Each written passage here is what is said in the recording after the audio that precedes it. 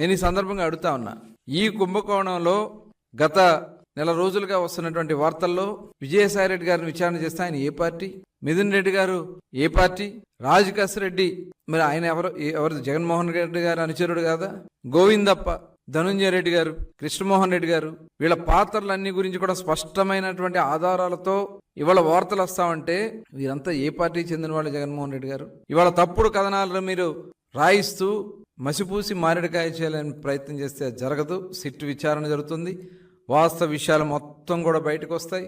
ఎవరెవరు దీంట్లో పాత్రలు ఉన్నారో, పాత్రదారులు, సూత్రధారులు, ఎవరెవరు ఎక్కడ ఎంత దోపిడీ చేశారో మొత్తం కూడా బయటకు వస్తుంది.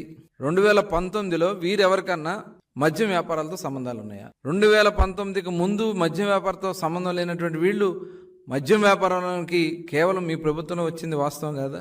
దీనికి పూర్తి ఆధారాలు ఉన్నాయి వాస్తవం కాదా?